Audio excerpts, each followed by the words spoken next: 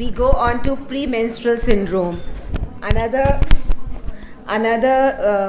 clinical feature which really disturbs us. So we just the patient keeps on running from one place to another and keeps on thinking what's wrong with me. The mother is more worried, and definitely the daughter is suffering. So it encompasses clinically significant somatic, that is physical, and psychological manifestations during the luteal phase of the cycle, leading to substantial distress and impairment in functional capacity. And that is the reason why every month the luteal phase is coming, and every month the daughter is suffering and the mother suffers alongside. So these symptoms disappear within a few days of onset of menstruations. So incidence in the reproductive age is 47.8%, with severe symptoms which disrupt daily activities, the percentage is 20%, and it has been seen it affects more of the university students, thus influences their life and academic performance. We see geographical differences in distribution caused by disparities in genetic, dietary and lifestyle factors among young adult females, and also may be attributable to various community adopted practices before and during menstruations. So incidence in China is 33.8, Japan 79%, and Turkey is in between 72%. So the various symptoms would be physical as well as psychological. So physical could be changes in appetite, weight gain, abdominal pain, backache, lower back pain, headache, swelling, tenderness of breast, nausea, constipation. And psychological could be varying from anxiety, irritability, anger, fatigue, restlessness, mood swings and crying. But the duration varies from few days to 2 weeks, because luteal phase lasts for 2 weeks. Symptoms worsen a week before and spike 2 days before menstruation. So this is a severe form of premenstrual syndrome. It's classified as a psychiatric disorder. In the 5th edition of the Diagnostic and Statistical Manual, this manual is for psychiatrists, DSM-5. It's a more severe form of PMS. So etiology would be, basically it is related to the hormonal cycle, so any disruption in the hormones. So hormonal disproportion is likely estrogen surplus and progesterone deficiency. Symptoms are associated with serotonin levels in the brain, because the serotonin receptor levels are being regulated by estrogen and progesterone. Estrogen serotonin regulation is closely associated with mood disorders in premenstrual syndrome. Estrogen has 3 major components: estrone, estradiol and estriol. And estrogen level fluctuates during the luteal phase. That is the time the progesterone comes. So decreased estrogen causes the hypothalamus to release norepinephrine, which triggers a decline in acetylcholine, dopamine and serotonin. That leads to insomnia, fatigue and depression seen as PMS and PMDD. So its pathophysiology is very complex, imprecise and not fully understood, because we are just guessing what is causing such wide variety of symptoms. It's influenced by the action of progesterone on neurotransmitters like GABA, opioid, serotonin and catecholamine. Pre-existing serotonin deficiency with increased progesterone sensitivity is also considered responsible for this disorder. An increase in prolactin levels, or an increase in the sensitivity of the prolactin which is available, or glucose metabolism alterations, abnormal hypothalamic pituitary adrenal axis, insulin resistance and certain nutritional electrolyte deficiencies and genetic factors also play a role in PMS. Stress, we very well know when we are counseling the patient that stress has to be taken care of. So stress amplifies the sympathetic activity, and this results in menstrual pain by significantly increasing the intensity of uterine contractions. So her lifestyle is really contributory, and we have to counsel the mother and the girl that she has to maintain a healthy lifestyle. So increased incidence is associated with dietary factors, associated with consumption of fast food, drinks containing sugar and deep fried foods, which is a fad these days.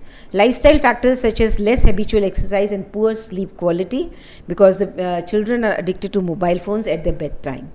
Alcohol consumption, moderate increase in PMS risk in seen. So how to evaluate? These elements that confirm the diagnosis are symptoms have to be consistent with the premenstrual phase. The symptoms occur consistently only during the luteal phase and have a negative impact on the patient's function and lifestyle. So clinical diagnosis of PMS requires that the symptoms are confirmed by a prospective recording. It is not a retrospective recording. It's a prospective recording that is recorded as they occur for at least 2 menstrual cycles, and they cause substantial distress or impairment to the daily life. So the patient comes up with a recording.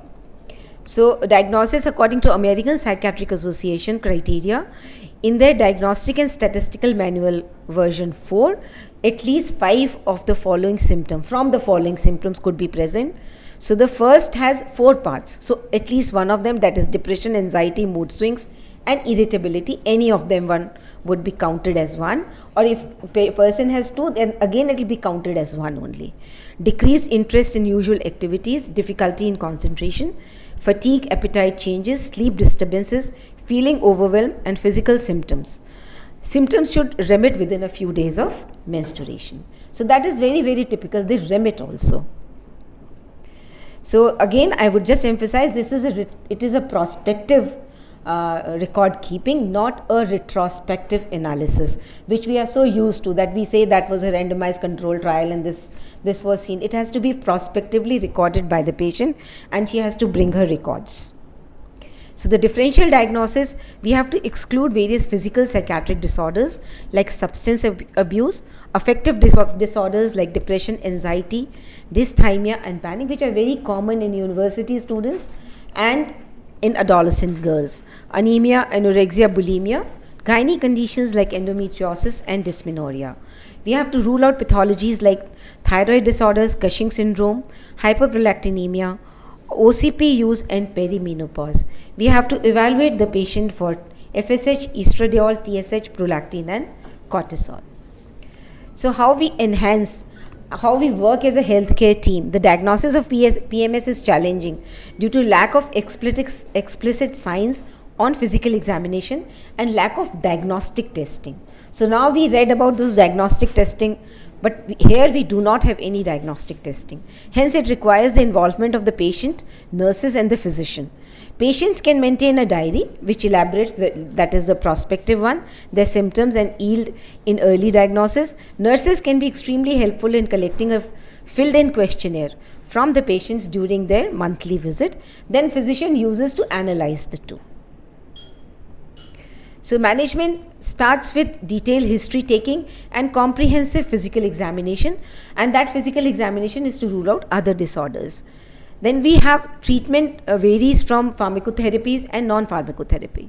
Pharmacotherapies could be NSAIDs, SSRIs, anxiolytic agents, GnRH agonists, spironolactone, OCs, vitamin supplements. Non-pharmacological treatment are the first ones to be tried. They are mainly cognitive and behavioral therapies, social support, physical activity, exercise, massage therapy, light therapy, herbal preparations, very few are available, along with dietary and nutritional modifications. Adequate rest, regular hot baths have been proven to be beneficial for the treatment of premenstrual symptoms. So why we are looking for non-pharmacological therapies, because these symptoms they will affect the girl all the time. If in a year, at least 6 months she will be in luteal phase. So we have to really see that we decrease the pharmacotherapy to reduce the side effects. So that is again the placebo. Vitamins and supplements, what are they doing? That's a placebo effect, maybe placebo, maybe not. So that is the reason why, because it is a repetitive disorder, it is coming back again and again, it's a cyclical disorder.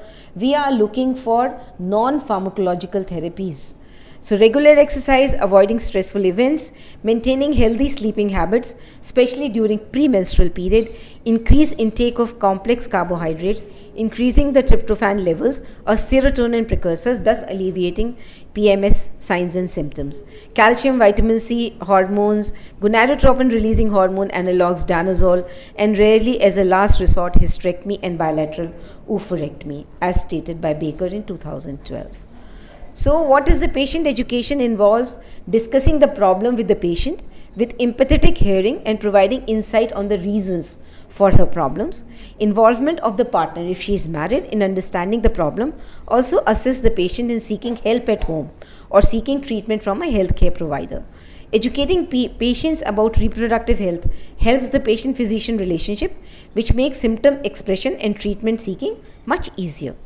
Equally important is educating significant others and family members about supportive behaviors and reduce the PMS symptoms. Couple-based cognitive behavioral therapies have a great impact on behavioral coping and better outcomes.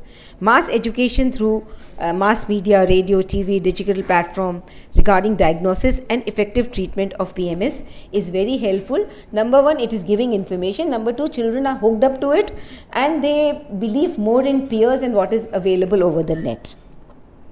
So cognitive behavioral therapy helps in recognition of unsettled disruptive thoughts, behaviors and emotion, and helps develop coping strategies to improve daily functioning.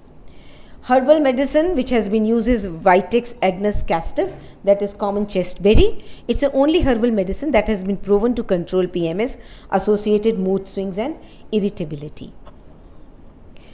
COCs, they are the first line.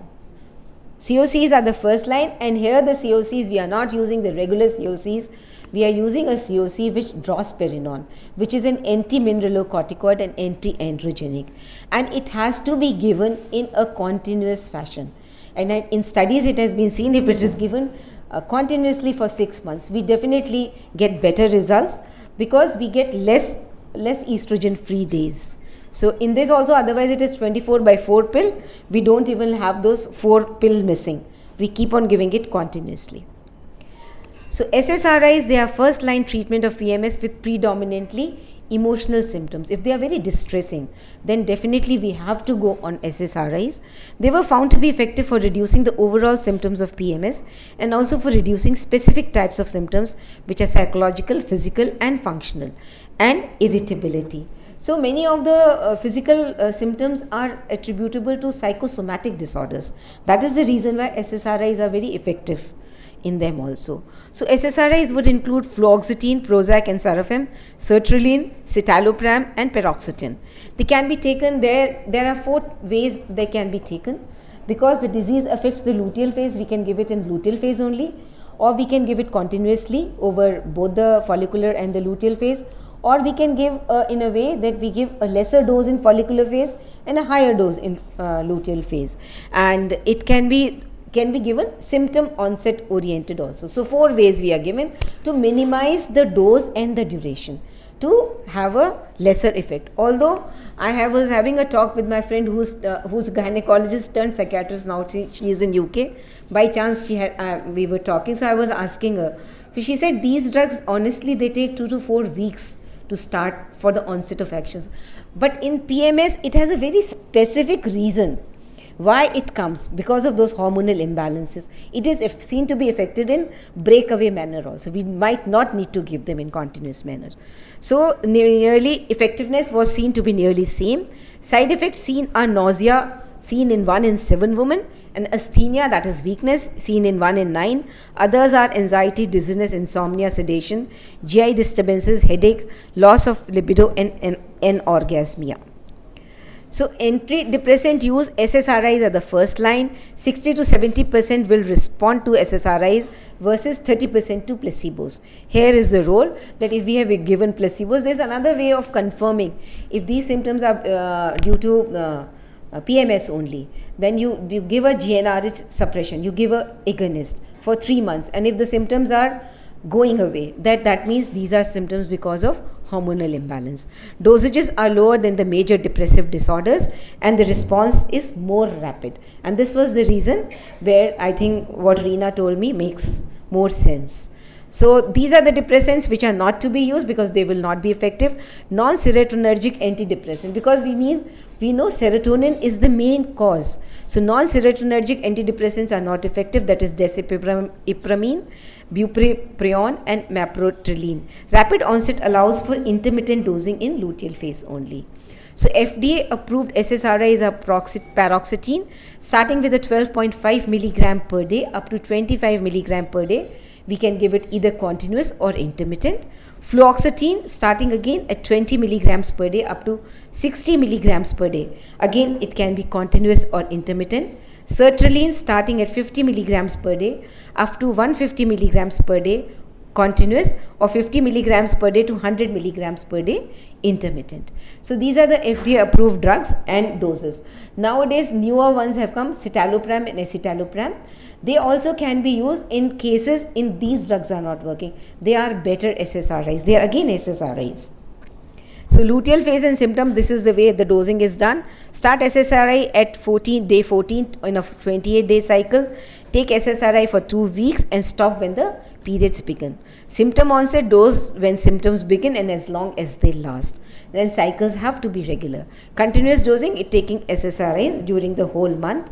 One meta-analysis showed slightly better response.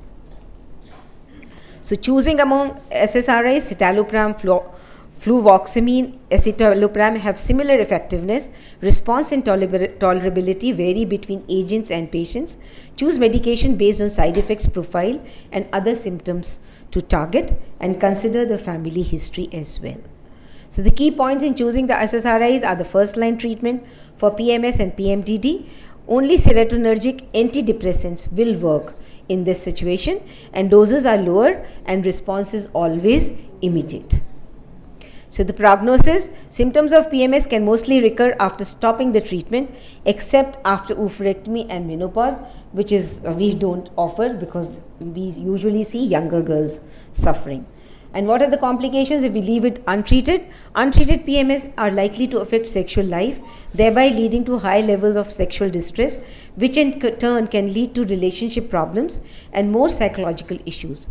There is also evidence that relates that PMS is associated with increased suicidal risk in hormone-sensitive females. So this is the reason why we need to take it seriously. We need to diagnose it properly and treat appropriately. Thank you.